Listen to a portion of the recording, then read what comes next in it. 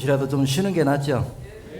사실은 강의는 50분 넘어가면 지쳐서 못 듣는다고 그러는데 여러분도 듣는 사람은 그런데 저는 한번 하고 싶은 이야기가 너무 많은가 봐요. 그렇죠? 2시간을 강의한다고 해도 1시간도 안 지난 것 같아요. 강의를 하다 보면은. 아까 여기 강의 마치고 나가면서 그럼 치매도 치료가 되느냐, 피가 돌게 하면 치료가 되느냐, 이 질문에 대해서 연장선상에서요. 이제 치매 2강으로서 저는 이 부분에 대해서 이런 얘기를 해주고 싶습니다. 저는 현재 의사들한테 그런 얘기 하거든요. 제발 5만 점 떨지 말라고 그래요. 5만 점 떨지 말아라.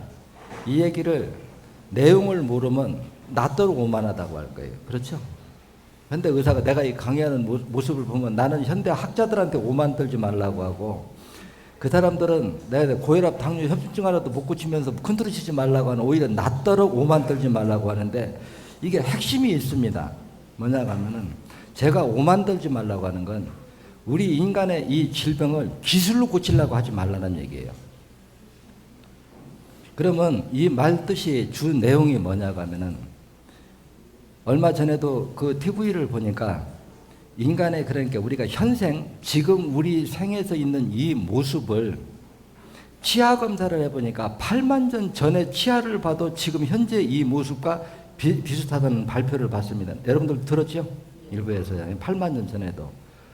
거기다 2만 5천 년 전에 피라미드나 건물 저는 거 봐도 현대 기술로도 도저히 할 수 없는 일들을 이미 그 시절부터 했어요. 그럼 우리 뇌가 얼마나 많이 발달했느냐. 그러면 우리가 8만 년 전에 현재 우리 인간의 모습이 지금 현재의 모습과 비슷했다. 그러면 그 이전에는 어땠겠느냐. 그 이전으로 계속 내려가면 어땠겠느냐. 이렇게 따져봐야 되거든요. 그래 우리 현대 저는 심천학은 따지니까 어떻게 해요. 이걸 이렇게 풀면은 머리 아프니까 거꾸로 풀자 그러잖아요. 거꾸로 풀자 뭐냐. 태초에 하나의 작은 미생물이 태어나는데 하나가 둘이 되고 둘이 넷이 되고 제가 이렇게 표현했죠. 이걸 역으로 풀자는 얘기. 이렇게 골치 아프게 하지 말고. 근데 혼자 사는 것보다는 둘이 공생하는 게 낫고 둘보다 여럿이 모여서 사는 것이 더 생명을 유지해 나가는데 유리하기 때문에 이게 공생관계다. 그래 우리 몸은 붙어 있으니까 하나의 생명체가 아니고 작은 미생물의 집합체다. 이렇게 본단 말이에요. 우리 인간이. 그러면 이 속에서 핵심적으로 해주려고 하는 얘기는 뭐냐. 우리 인간이 지금 자연계의 모든 생명체들이 이 환경에서 존재한다는 자체는 이미 어떠한 환경에서도 스스로 그 환경에서 살아남을 방법의 지혜를 깨우쳤기 때문에 존재한다는 거예요. 맞죠? 그러면 오랜 세월 하나의 작은 미생물서부터 이 환경에서 살아남는 방법을 한 생 한 생 깨우친 축적된 그 지혜 영성을 과연 우리가 기술로 따라잡을 수 있느냐? 여러분들 생각 어때요? 따라잡을 수가 없죠.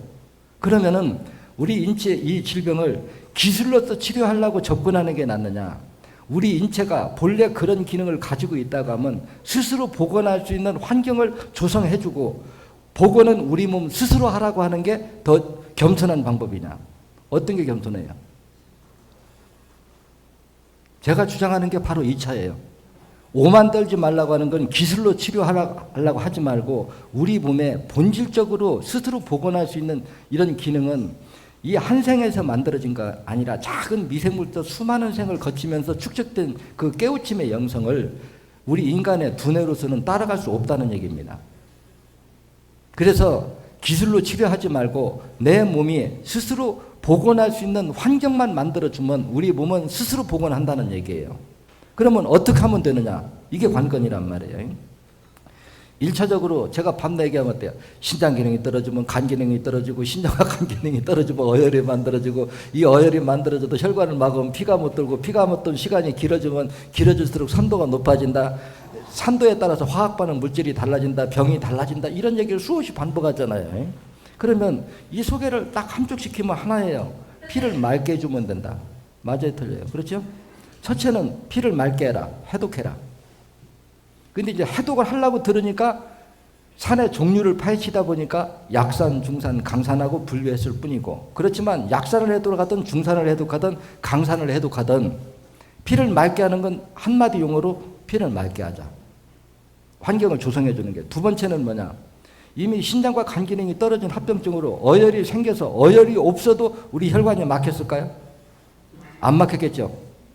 근데 혈관을 막고 있는 이 어혈도 여러분들 빼보면 어떤 사람은 잘 나오고 어떤 사람은 안 나오고 어떤 사람은 물집이 생겨서 홀딱 뒤집어져요. 그러면 혈관을 막고 있는 어혈의 성격이 같을까요? 다를까요? 이거 안 배워도 다릅니다. 그럼 잘 나오는 사람과 안 나오는 사람은 어혈이 섬유질화돼서 딱딱해져 있다 소리거든요. 그럼 물른 어혈과 딱딱해진 어혈, 또 돌처럼 굳은 어혈이 같을 거냐? 엄연히 다르다는 겁니다. 근데 이 공부를 이다음에 이제 여러분들이 처방전을 배우고 심도 있게 얘기하면 오늘은 기껏 지금 강의 시간이 3시간 할애됐잖아요. 죽었다 깨는데 이거 설명 다 못합니다. 그러니까 이제 큰 아웃라인만 내가 잡아가지고 혈관을 막고 있는 어혈도 단순 어혈이 있고 섬유질화된 어혈이 있고 담성물질화된 어혈이 있다. 근데 이거는 산도에 따라서 응고 물질이 달라지기 때문이다. 여기까지는 이해가 됐죠.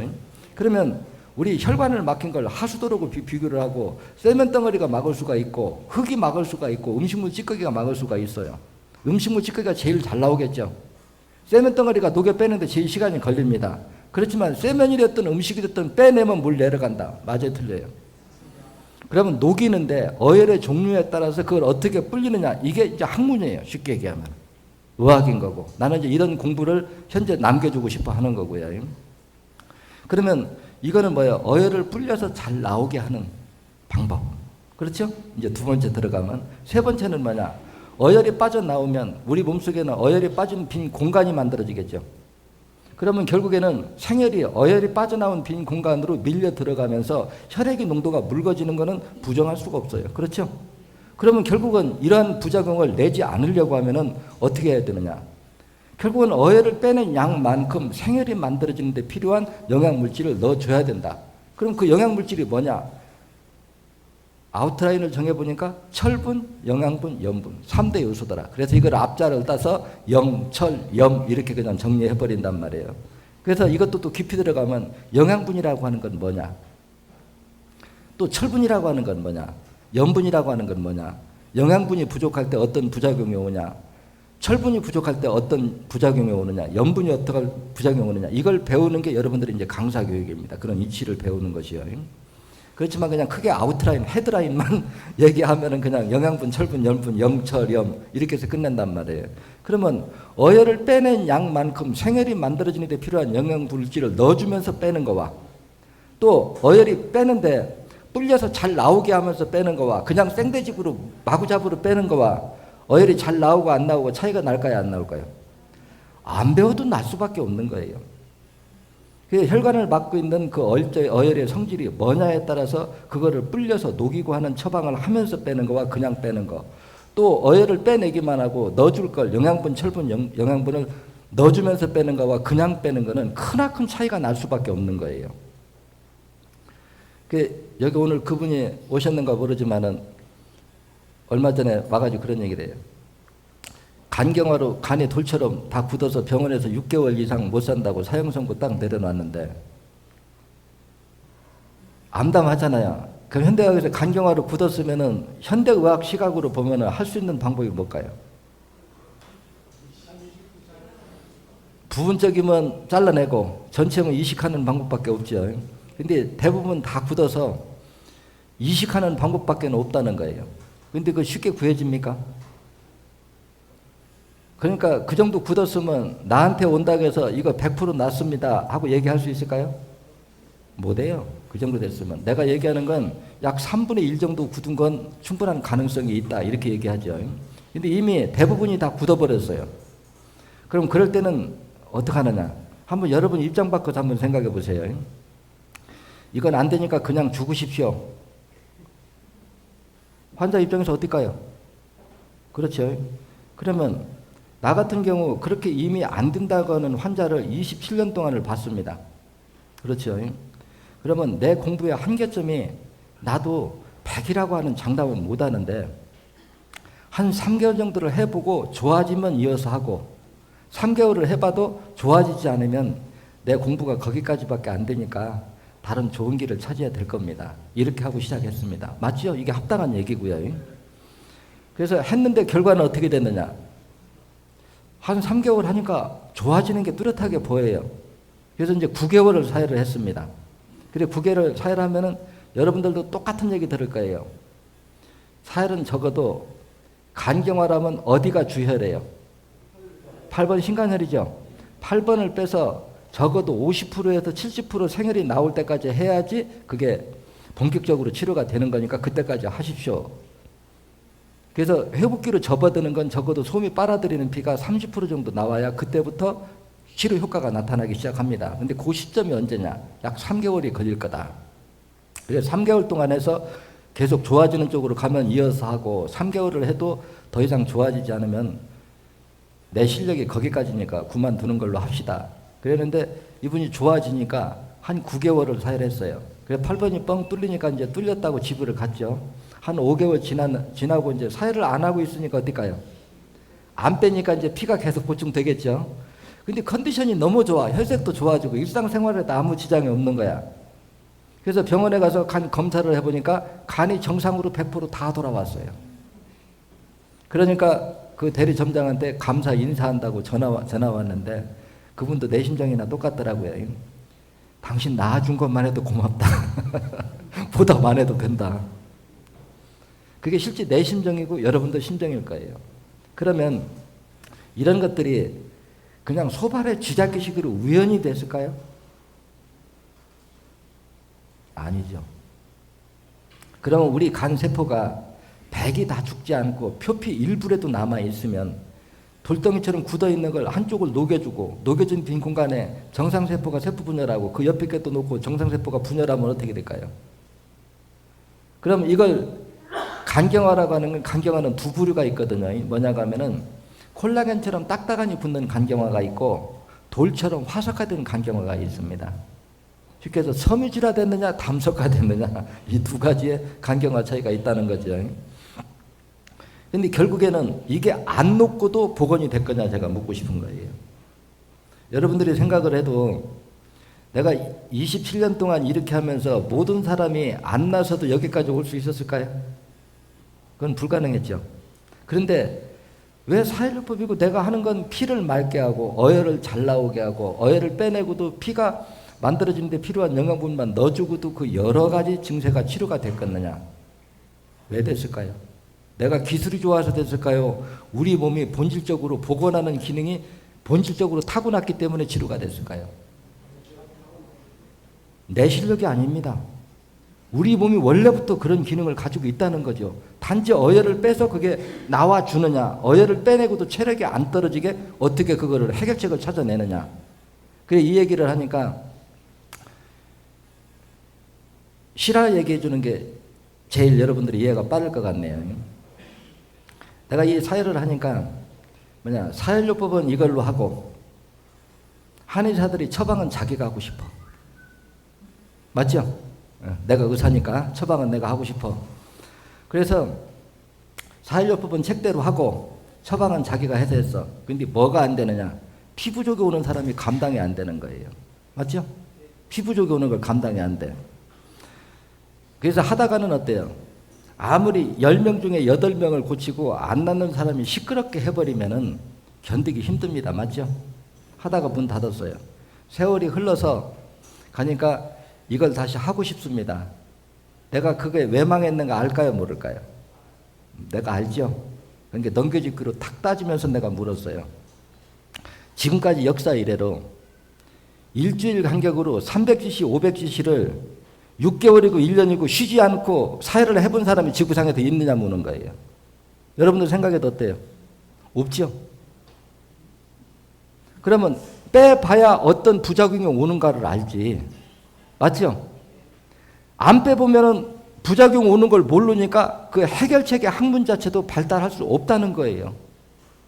그걸 빼보고 부작용이 와야만이 그 부작용이 안 나게 하는 방법을 끊임없이 연구하고 학문적으로 발달하는 거지. 그게 당신들이 그동안에 빼봤냐? 안 빼봤지 않느냐? 안 빼봤으면 부작용 오는 것도 모르고 부작용을 경험을 해봐야 그 부작용이 안 나게 하는 처방의 학문이 발전하는데 그런 학문이 있느냐 그 얘기란 말이에요.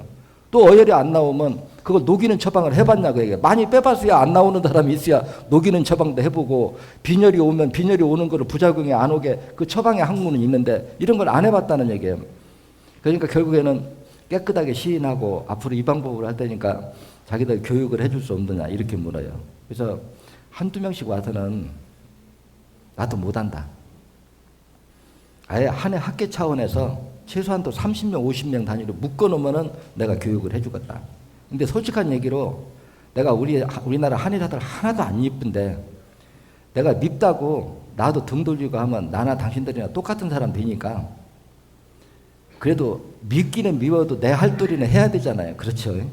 그래서 내가 모여서 한번 이렇게 해주겠다고 해서 그래서 모아본다고 하고 이제 그렇게 하고 갔는데 결국에 이제 이런 것들이 그렇고요.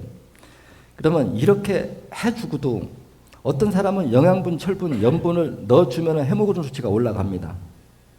근데 어떤 사람은 어혈을 뺀 만큼 요즘은 어떻게 가르쳐요? 아주 빼는 것도 정확히 빼자 그러잖아요. 뭐냐? 옆에다 저울 1kg짜리 놔라 그런단 말이에요. 1kg짜리 딱 놓고 거기다 까만 비닐봉다리 하나 딱 놓고 사혈을 해서 거기다 자꾸 집어넣으면 어때? 총 무게가 나오겠죠. 그럼 손무게 빼면 어혈 무게예요. 쉽게 얘기해서 손무게 빼면 그러면 cc나 g이나는 어때요? 같이 가죠. 내가 300cc를 빼라 그러면 어때요? 손무게 계산해서 한 200g 더 넣으면 되겠죠. 320g을 다르면 어혈은 300g이에요. 쉽게 얘기하면 그거 따로 떼어서 잴 필요도 없다는 거라. 그래서 어혈하고 생혈하고 섞여 나오면 300g을 빼고 그러면 320g을 빼는 거죠. 무게로 총량으로 따지면. 근데 생혈은 하나도 섞이지 않고 어혈만 뽕긋뽕긋 나올 때가 있어요. 이게 왜 그런 현상이 일어나냐고 하면은 지금 내가 여기서 처방의 논리를 얘기할 때 어떻게 얘기를 해요? 어혈을 불린다고 그러죠. 그러면 결국은 뭐냐고 하면 어혈이 여기 있으면 이 처방을 하면은 어혈하고 생혈하고 이렇게 비교를 하면 어혈은 아주 빡빡하고 생혈은 아주 묽어요. 물처럼요.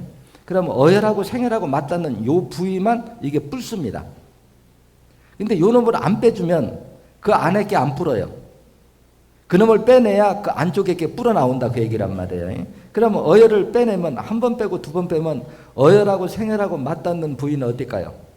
자꾸 넓어지겠죠. 그래서 실제 내 몸속에 있을 적에 어혈 우리가 부피로 따져서 요만하면은 나올 적에는 이만해야 나옵니다. 무슨 짓인가 알겠어요? 이거를 산화작용으로 흐트러 놓으면은 강바닥에 뻘을 떠올려 놓은 것 같이 전체가 오염되니까 흩어지지 말고 불리자고 하는 게 내가 주장하는 논리란 말이에요. 처방이에요. 그러면 요만했을 적에는 단단한데 요놈은 불꺼서 이만하게 하니까 어때요? 말랑말랑해지죠. 그래서 그 침구멍으로 나올 정도로 불려야만이 그게 나온다는 거예요. 그러면 이것이 생혈은 안 섞이고 어혈만 나올 때는 어떻게 하느냐? 500cc까지 빼라는 얘기예요. 그렇죠? 강의 테이프 인터넷 올려놓은 거 보면요. 그러면 500cc가 나오면 어떻게 하느냐? 300cc가 나올 적에는 철분제 2앰플을 맞고 500cc가 나오면 이틀 쉬었다 3일째 되는 날 2앰플을 더 맞아주라는 거예요. 그렇죠? 그러면 일주일에 300cc 빼는 거, 500cc 빼는 거, 100cc 빼는 거 치료 효능이 같을까요? 다를까요? 하늘과 땅 차이가 납니다. 어느 정도 차이냐? 이걸 내 비유법을 들어주면 여러분들이 지금까지 교육을 배운 내용에 들어가면은 어혈이 만들어지는 원인을 어떻게 설명하느냐? 신장 기능이 떨어지면 고지혈증이 되고, 맞죠? 간 기능이 떨어지면 고지혈증이 어혈로 바뀐다고 했어요. 그렇죠? 그러면 새로운 어혈이 안 만들어지게 하려고 하면은 적어도 8번 신간혈에서 30% 정도 생혈이 나와야 혈액 속에 산도가 떨어지고 새로운 어혈이 안 만들어집니다. 그러면 8번을 먼저 빼서 어혈이 못 만들어지게 해놓은 상태에서 어혈이 쌓인 쪽을 쫓아가서 빼는 거와 8번을 안 빼고 아픈 뒤만 쫓아다니면서 어혈을 빼냈는데 오늘 빼냈는데 일주일 동안 만들어진 놈에 갖다 또 막어. 뺀 놈하고 만들어지는 놈하고 비슷하면 어떨까요? 뺄 때는 좀 좋아지다가 며칠 지나면 다시 원위치 가고 뺄 때는 끝없는 싸움에 많이 말려든다는 거예요. 그러면 이럴 때 새로운 어혈을 안 만들어지게 하려고 하면 8번 신간혈을 먼저 빼야 된다 그랬죠. 이 얘기는 옛날이나 지금이나 똑같습니다. 근데 8번을 빼는데 갑자기 생혈은 안 나오고 어혈만 몽글몽글 쏟아져요. 그럼 이럴 때 철분제 2앰플만 맞기 위해서 300cc만 빼고 멈추는 게 지혜롭냐? 이왕 진행 먹을 때는 500cc까지 확 빼주고 철분제 2앰플을 더 맞아주는 게 낫겠느냐? 경제적으로도 어떤 게 이득일 것 같아요? 더 빼면은 새로운 어혈이 만들어지는 걸 차단하기 때문에 그 사열 기간을 엄청나게 함축시켜서 줄일 수가 있다는 거예요. 근데 이거를 망각하고 아픈 데만 여기저기 빼다가 새로운 어혈이 생겨서 또 막아버리면 끊임없는 이게 반복이 돼서 끝나지 않는 싸움에 말려든다는 거예요. 그리고 여기에다가 이제 또 이런 생각이 있단 말이에요. 이런 거를 이렇게 잘 어혈을 뺀 만큼 생혈이 만들어지는데 염분도 보충했고 영양분, 철분, 염분을 다 보사의 균형을 딱 맞췄는데도 수치가 안 올라가. 안 올라가는 건 뭐 때문에 안 올라간다고 배웠어요? 강산의 산화작용에 소장에서 흡수한 모든 영양분을 산화작용으로 녹여버리기 때문에 영양분이 파괴돼서 우리 몸에서 먹고 싸고가 연결이 안 되기 때문에 조혈 기능이 안 되는 거다. 이런 환자가 이름이 현대의학 병명이 뭘까요? 재생불량성 빈혈입니다. 현대의학 용어로요. 그러면 내가 이렇게 물어볼게요. 현재 재생불량성 빈혈, 악성 빈혈을 우리나라만 못 고칠까요? 온 인류가 다 못 고칠까요? 온 인류가 못 고칩니다. 안타깝게도. 왜 못 고칠까요? 그러면 피가 만들어지는데 필요한 영양분을 넣어주는 것을 현대의학이 알까요? 모를까요?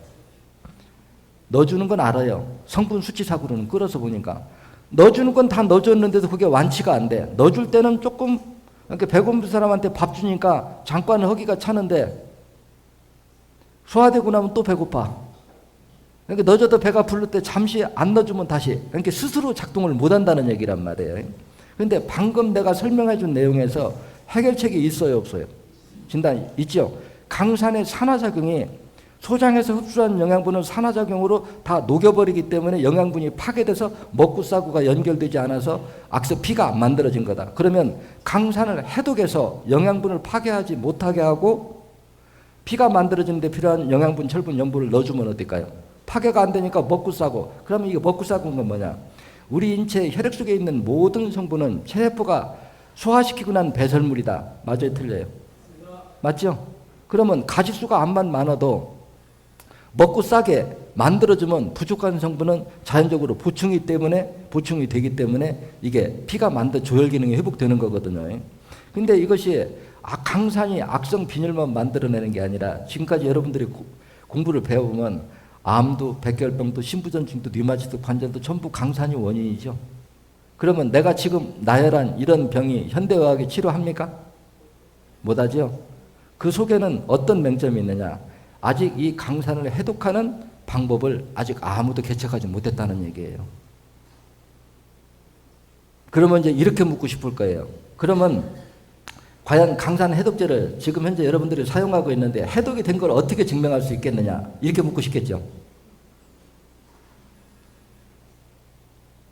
근데 이제 사람이 말을 해주면은 말귀를 알아듣는 사람도 있고 못 알아듣는 사람도 있어요. 내가 이런 설명을 해줘도요. 이제 내가 얘기해주면 이왕이면 실화를 얘기해주면 좋을 거예요. 누가 언젠가 내가 누구라고는 나게 알아도 이름을 밝히지는 않습니다. 이게 의술의 프라이버시를 지키기 위해서 여러분들은 그렇게만 알아둬요. 근데 내가 얘기해주는 거는 다 실화를 바탕으로 얘기해준다. 요즘은 초음파 있게 검사를 하면은 초음파 검사만으로도 뱃속에 있는 아이가 자폐증을 진단한답니다. 그래서 임신 4개월이 됐는데 병원에 가니까 애가 자폐증이라고 하는데 어떻게 하면 좋지요? 하고 물어요. 그런데 그 얘기 탁 뜨듬질로 내가 그런 말을 해요. 그거 가능할 걸 아마 병원에서 비정상적으로 머리가 크다고 하지? 그러니까 예 그래. 그러면 내가 초음파로 그 태아를 바라보지도 않았는데 뱃속에 들은 아이가 자폐증이라고 하니까 내 입에서 나오는 첫 마디가 머리가 비정상적으로 크다고 하지 않더냐 그러니까 그렇다고 그래. 어떻게 알았을까요? 이게 바로 생리이치의 진단 시각입니다. 모든 생명체는 어때요? 생명의 위협을 느끼면 비정상적으로 세포 분열을 빨리 한다 그러죠. 쉽게 얘기해서 태아가 산도가 높지 않으면 비정상적으로 머리가 클 수가 없다는 거예요. 그래서 이미 태아가 비정상적으로 뇌가 크다고 하는 것은 그 뇌가 안에 산도가 높다는 얘기입니다. 그러면 우리 방법으로 해결책이 있을까요? 없을까요? 있죠. 강산 해독제 먹여라. 근데 그 뒤에 그 사람이 믿으면 먹이고 안 먹이면 못 먹여요. 근데 이 공부를 예전에 듣고 임상 실험을 한 우리 강사가 있을 것 같아요, 없을 것 같아요? 있죠. 자기 며느리가 임신했는데 병원에 가니까 애가 머리가 크다고 해서 자폐증 위험이 있다고 하니까 이미 강산 해독제를 말을 들으니까 그놈을 먹이니까 머리가 정상적으로 돌아오더라는 거예요. 그 우리 몸이 이 복원 능력이라고 하는 거는 여러분들이 생각하는 것보다 상상을 초월합니다. 그러면 그동안에 우리가 풀지 못했던 게 어때요? 강산 해독제를 풀어놨고, 우리가 치매 환자는 비정상 단백질, 치매 단백질이죠. 현대언용어로. 그거를 불리고 녹이는 처방을 이미 학문적으로 어때요? 이미 내가 돼 있다는 거죠. 근데 이제 여기서 저는 여러분들한테 허심탄회한 이야기를 오늘 하고 싶습니다. 뭐냐고 하면은 제가 이 얘기를 예전 같으면 자존심 상해서 안 합니다. 제가 워낙 자존심이 강해서 이제 안 하는데 오늘은 내가 자존심을 반절쯤 꺾어도 얘기할 만하다 싶어서 내가 얘기를 하거든요. 사실 저 위에 지금 공장이 형질 변경이 다음 주까지로 떨어진다고 그러면 다음 주부터 착공을 한다고 그러잖아요. 저 비용이 약 3억 정도가 들어가요. 3억 정도가 들어가는데 저게 3억 정도가 들어가고 저온 창고를 만들려고 하면 그게 한 3억 정도가 들어가고, 근데 그동안에는 처음서부터 저 설비를 갖추려고 마음을 먹었는데 지금 12년 만에 인재 소원 성취하는 겁니다. 우리 입장에서요. 그 지금 반절은 갖춘 거예요. 쉽게 얘기해서. 반절은 이제 기계 설비가 되면은, 근데 이제 그 다음 문제가 있습니다. 지금 내가 여러분들한테 이렇게 반문해 볼게요. 그냥 허심탄회하게 여러분들 입장에서 여기서 가져가는 제품의 대리점의 그 가격이 좀 다운돼서 마진이 좀 좋았으면 좋겠죠. 저도 주고 싶습니다. 그 말 맞아요. 근데 이게 할 수 있는 방법이 있느냐 없느냐, 우리가 힘만 합들이면 이제 반절은 내가 해결했으니까 동시에 해결할 수 있는 방법이 있다는 거죠. 쉽게 얘기해서 제가 여기 지금 이제 이 재료들을 하면은 일부는 전부 다 반재료로 발효 법제시키는 거고 일부는 그때 와요. 근데 재료들은 살 적에는 밖에서 올 때는 건재재로 오는데 이거를 건재방에서 그때그때 사 쓰는 거하고 채취하는 데 가서 직접 사는 거하고 가격 차이가 여러분들 생각에 얼마나 날 것 같아요? 한 40% 차이가 납니다. 그러면은 모든 재료, 이 재료들은 산지에서 사면은 40% 정도가 싼데 이거를 1년 사용할 거를 한 70가지 정도로 1년 쓸 거를 한꺼번에 다 갖다 쌀라고 하면은 변질 안 되게 해달라고 하면 뭐가 필요할까요? 저온 창고가 필요합니다. 그래서 실제적으로 저 밑에를 내가 이 건물을 질 때부터 그 밑에다가 약 170평짜리 저온 창고를 해놓고 지금까지도 마감을 못 시켰어요.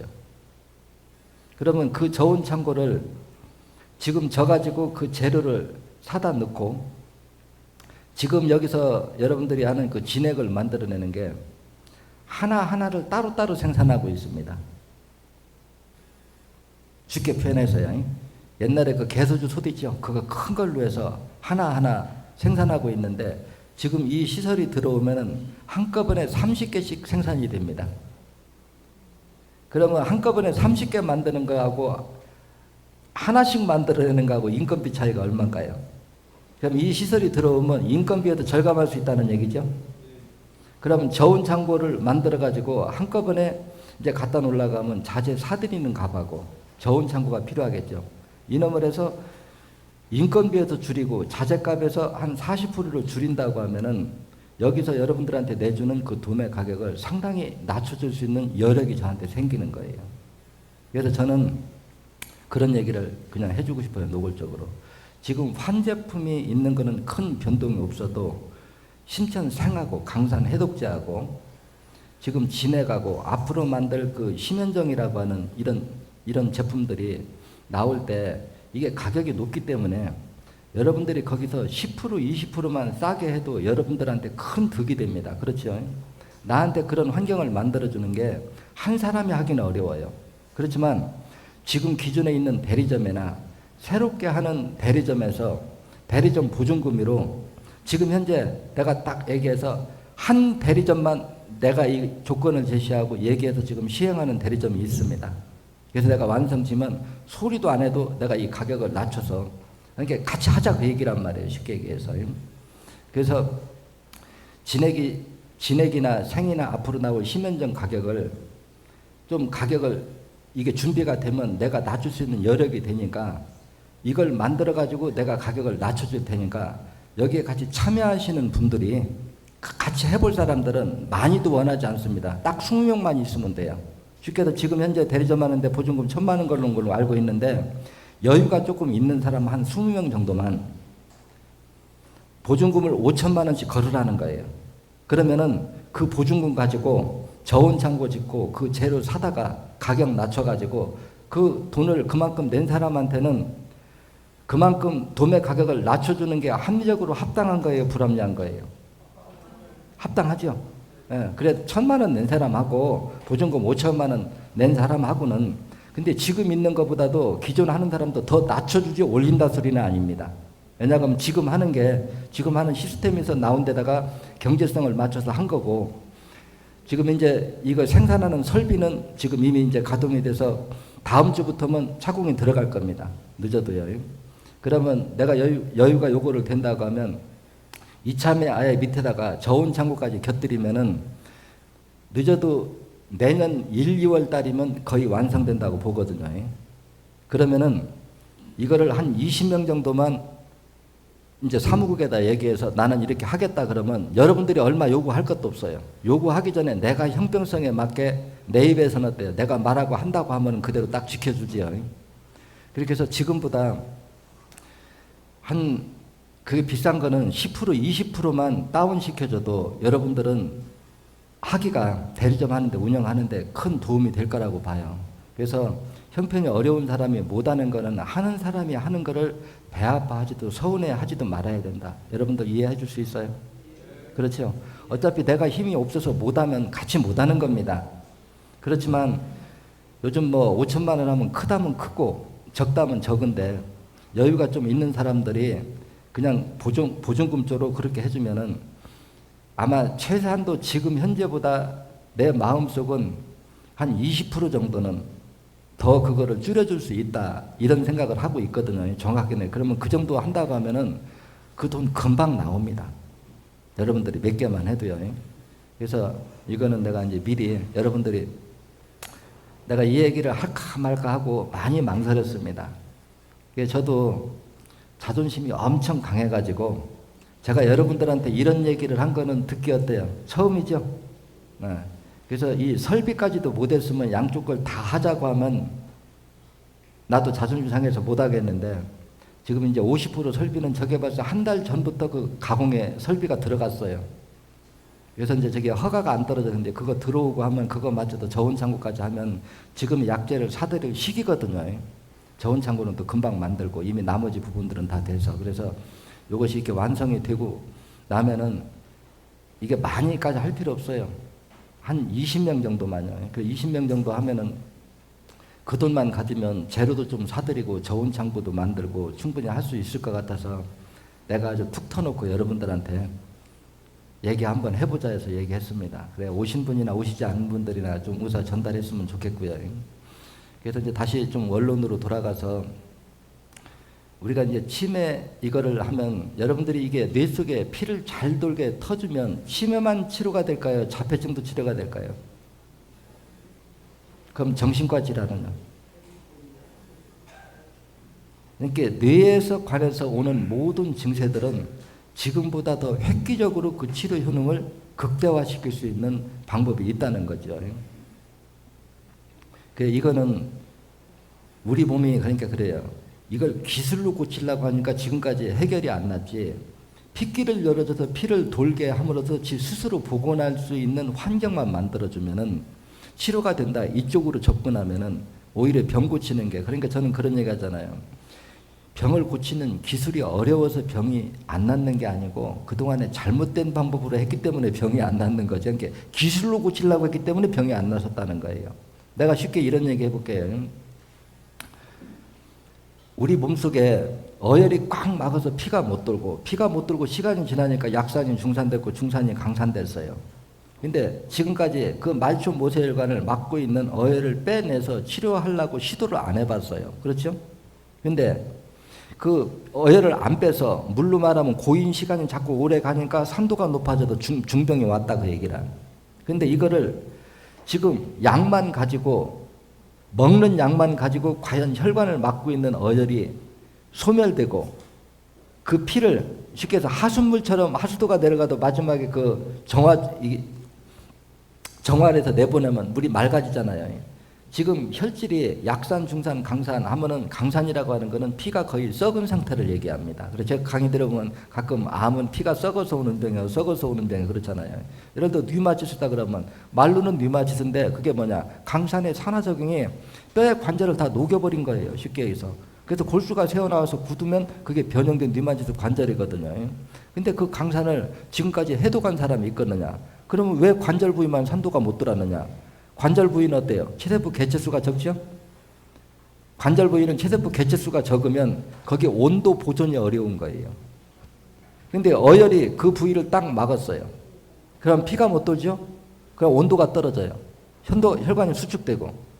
그럼 피가 못 돌면 어때요? 온도가 떨어진 거는 혈관을 수축시키고 또 하나는 어떤 작용을 하냐? 우리 체세포들이 혈액 속에서 영양분을 소화시키는 과정에서는 필연적 불안정 연소 물질의 질소가스가 나옵니다. 이 질소가스가 기체 상태로 떠돌면서 모공으로도 나가고 호흡기로도 나가고 소변으로 제일 많이 빠져나가는데 이게 못 빠져나간단 말이에요. 쉽게 얘기하면은. 그럼 이런 질소가스가 액체화 되는데 온도가 떨어진 데 가면은 그러니까 혈액 속에 피가 잘 돌아서 온도가 높은다는 이 질소가스가 기체 상태로 가다가 피가 못 돌아서 온도가 떨어진 데 가면 결로 현상처럼 액체화된다는 거예요. 이렇게 해서 액체화된 상태가 이 산이 액체화된 게 산인데 이게 집중적으로 모여서 오는 병이 뭐냐? 통풍입니다. 쉽게 얘기하면은. 그러면 이런 것도 우리처럼 생각하면 어때요? 류마티스 관절하면 지금 현재 류마티스 관절을 치료하는 방법이 완치시키는 방법이 지구상에 있을까요? 여러분들 생각에도 없습니다. 통증이 오면 진통제 쓰고 면역 기능이 떨어져 세균이 나왔으면 항생제 쓰고 하는 약은 있어도 그거를 완전히 복원되라고 하는 치료 방법은 없어요. 그런데 약산이 됐든 중산이 됐든 강산이 됐든 그걸 해독을 해서 피를 맑게 해주고 혈관을 막고 있는 어혈을 빼주고 신장과 간 기능을 회복시켜주면 우리 몸이 스스로 복원하는 기능이 있을까요? 없을까요? 이게 문제거든요. 그렇죠? 그러면 병명마다 따로 기술로 다 고치려고 하는 거와 우리 인체가 스스로 복원할 수 있는 그 장점을 본질적으로 가지고 있는 기능을 활성화시켜주는 게 어떤 게 더 지혜로운 치료 방법이냐 그 얘기란 말이에요. 그럼 우리가 침에서부터 간경화나 류마티스 관절이나 악성 빈혈이나 따져보면은 전부 피가 썩어서 오는 병인데 지금까지 이 강산을 갖다가 해독하는 방법을 알고 있느냐. 따져보면 아까 그러니까 뱃속에 자폐증도 머리가 컸는데 해독해주니까 머리가 다시 줄어든단 말이에요. 그럼 여기서 이렇게 물어볼게요. 임신 중독증이라고 하는 건 강산일까요? 약산일까요? 임신부는 사회를 할 수 있어요? 없어요? 없죠. 그러면 제가 이런 게 애를 놓고도 어떤 사람은 살이 많이 찌고 어떤 사람은 애를 놔도 살이 하나도 안 찌는 사람이 있어요. 그러면 임신을 하면 폐한테 우유를 먹이기 위해서 산모가 영양분을 비축하기 위해서 살이 찐 걸까요? 병적으로 살이 찐 걸까요? 여러분도 생각이 어때요? 쉽게 얘기해서 태아한테 영양분을 공급하기 위해서 영양분이 비축해서 살이 찐다고 그러면 모두가 살이 찌야 맞습니다. 맞죠? 근데 어떤 사람은 살이 찌고 임산부는 살이 찌고 어떤 사람은 배만 뺄로 가니 살이 안 찐다고 하는 거는 임신하고 체중이 분다고 하는 거는 병이라는 겁니다. 그러면 이걸 어떻게 풀어야 되느냐? 요즘 젊은 세대들 아직 이제 결혼하고 나면은 애를 낳고도 살이 안 찌는 방법을 알고 있다. 방법이 있다. 모두가 할까요? 안 할까요? 당연히 하겠죠. 살찌는 거 다 노이로제지요. 무슨 수를 써도 노력을 해서도 살만 안 찐다고 하면은 먼 방법이라는데 할 거라는 거예요. 그러면 어떤 사람은 애를 임신해서 살이 막 궁둥이에서부터 몸이 전체적으로 체중이 7, 8kg 불어나는 사람이 있고, 어떤 사람은 폐하에 그 3, 4kg 정도만 체중이 불고 안 부는 사람이 있어요. 그럼 이 차이가 뭐냐? 이 원인을 찾으면 쉬운 거예요. 그럼 이게 폐하한테 영양분을 공급하기 위해서 살이 찐 게 아니라고 그러면 체중이 불어난 원인을 찾으면 돼요. 그래 그 원인을 찾아보니까 뭐냐? 내가 이 강의를 중국에서 해서 대히트를 친 강의인데, 산모가 건강한 상태에서는 건강하다고 하는 건 신장과 간이 건강하다는 얘기입니다. 맞죠? 근데 임신을 해서 태아가 세포 분열을 하면서 커진다. 그러면 태아가 세포 분열을 하면서 나오는 약산과 중산을 태아의 간이 해독하는 걸까요? 산모의 신장과 간이 해독하는 걸까요? 정화시키는 걸까요? 산모의 신장과 간이 합니다. 왜냐? 먹고 싸고 피에다 다 섞어 놓잖아요. 그놈을. 그런데 이미 임신하기 전에 신장과 간이 비만은 뭐라 그래요? 신장 기능이 떨어진 합병증이라고 그러죠. 그러면 임신하기 전에 이미 신장과 간 기능이 떨어져서 몸의 산도가 높은 상태에서 임신을 해서 폐하가 세포 분열하면서 커지면서 세포 분열하면서 키우는 약산과 중산을 산모의 신장과 간이 걸러줘야 되는데, 산모가 임신하기 전에 자기 몸에서 나오는 것도 걸러주지 못할 정도로 이미 기능이 떨어져 있는데, 폐하가 세포 분열하면서 나오는 그 산도가 높아지면 어때요? 그 산의 농도를 묽게 희석시키기 위해서 수분을 끌어 모으는 것이 작게 부수면 그게 비만, 살찌는 거고, 그게 심해서 부종이 심하게 해서 의식을 잃으면 그게 임신 중독증입니다. 이해돼요? 그럼 여기다 연결시키는 건, 그럼 비만은 왜 생기느냐 하면 산도가 높으면 혈액 속에 뭐가 부족해진다고 그래요? 산소 부족이 온다 그러죠. 산소 부족은 산소 부족을 말아요? 체세포의 소화 능력을 떨어뜨려요? 소화 능력을 떨어뜨리겠죠. 그러면 산소 부족에서 소장에서 흡수한 영양분을 못 먹어 치웠다. 그럼 고지혈증이 됐죠. 고지혈증이 되면 피의 유속은 어떨까요? 느려지겠죠. 그럼 유속이 느린 데는 산도는 어떨까요? 더 높아지겠죠. 그래서 고지혈증 상태에서 높아진 산이 우유에다가 식초 넣으면 응고되듯이 그게 체지방화된 거. 산과 화학 반응이 돼서 그러면 이게 체지방에 축적되는 원리라는 거죠. 그럼 이 원리를 알았다고 그러면 해결책이 있느냐 없느냐는 거예요. 지금 설명을 들으면 내가 지금 설명한 진단 속에 있느냐 없느냐? 정답은 있죠. 그러면 가장 좋은 방법은 뭐냐? 임신하기 전에 8번을 빼서 신장과 간을 고친 다음에 임신해라. 완벽해요. 근데 이걸 몰라서 못했다. 때가 놓쳤어요. 근데 임신을 하고 나니까 갑자기 막 체중이 불어. 근데 임신 중에는 사회를 못하게 해요. 그러면 임신 중에는 사회를 못하게 하니까 방법이 없을까요? 또 다른 방법이 있을까요? 있죠. 그러면 그 강산을 해독을 계속 해주면 어떨까요? 애 놀 때까지. 그러니까 돈 갖다 내버려야죠. 뭐 할 수 없죠. 미리 안 했으니까. 그래서 실제 강산을 계속 해주면 어떻게 되느냐. 정상이라고 하면 맹꽁이처럼 올챙이처럼 배만 뽕긋 나오고 힙프고 파리도 하나도 안 커져지는 게 그게 정상이라는 겁니다. 그래서 실질적으로 이 강의를 듣고 대리점장 하나가 자기 마누라가 임신하니까 이제 대리점가루 먹으니까 비용이 좀 큰 부담이 들어가잖아요. 그래서 먹여봤더니 실제 임신 중에 배만 뺀 곳하지 다른 데가 하나도 히프도 안 커지더라는 거예요. 그러면 애도 더 건강할까요? 어떨까요? 그렇죠? 맑은 혈액을 먹고 컸기 때문에요. 그래서 이 탁혈이 폐하의 뇌 속에 들어가고 또 똑같이 흐르는 피의 산도가 높은 상태에서 상기기 쪽에 혈관이 막혔다. 거가 산도가 높으면 어떨까요?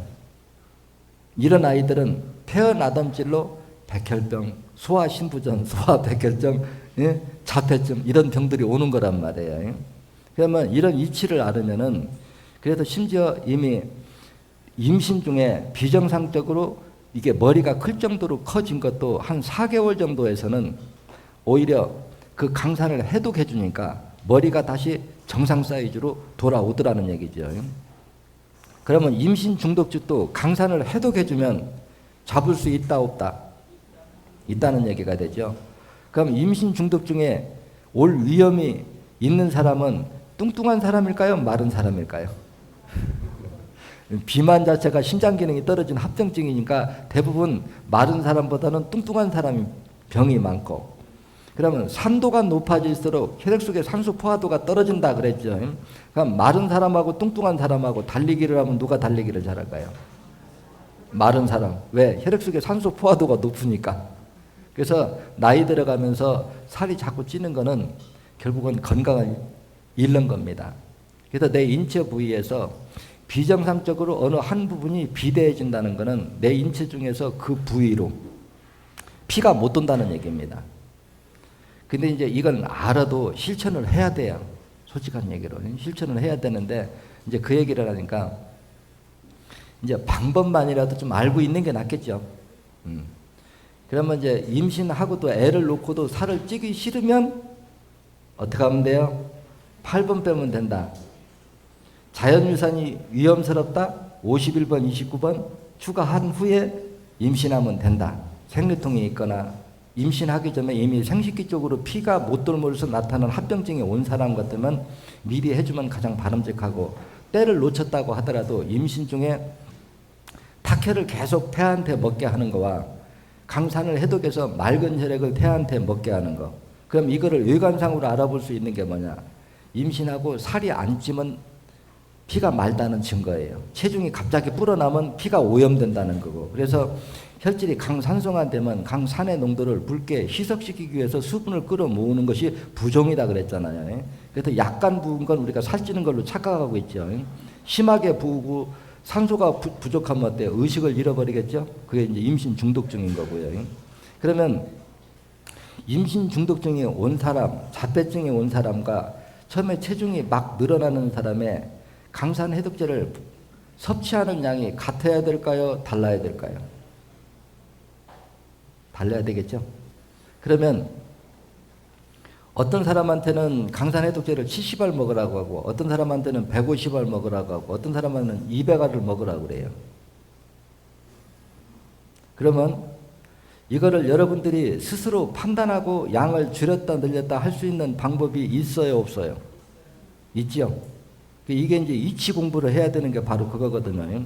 쉽게 얘기하면 우리 보면 산소가 부족하면 온도가 떨어지고, 온도가 떨어진 뒤에는 땀이 나고 개기름이 나오게 돼 있어요. 외형적 변화가요. 그럼 내 인체 중에서 겨드랑이가 됐든 사타구니가 됐든 땀이 많이 나서 냄새가 많이 나는 곳을 체크를 딱 해두고, 생을 70알을 먹었다. 거기다 손을 1시간쯤 지나서 손을 대보니까 땀이 안 거쳤다. 어떻게 해야 될까요? 양을 늘려야 되겠죠. 근데 너무 병이 심해서 한꺼번에 200알을 먹었다. 거기다 손을 대보니까 땀이 거쳤어. 그러면 조금 줄여서 땀 거치는 양으로 줄여보면 어떨까요? 그렇죠? 이렇게 이런 식으로 우리 몸이 개기름이 끼거나 땀이 나거나 이런 데가 땀이 거치고 개기름이 거칠 정도가 되면 그게 강산이 해독됐다. 이렇게 진단하면 되거든요. 이해됩니까? 또 시간 됐어? 두 번째 시간 마치도록 하겠습니다. 차렷 인사.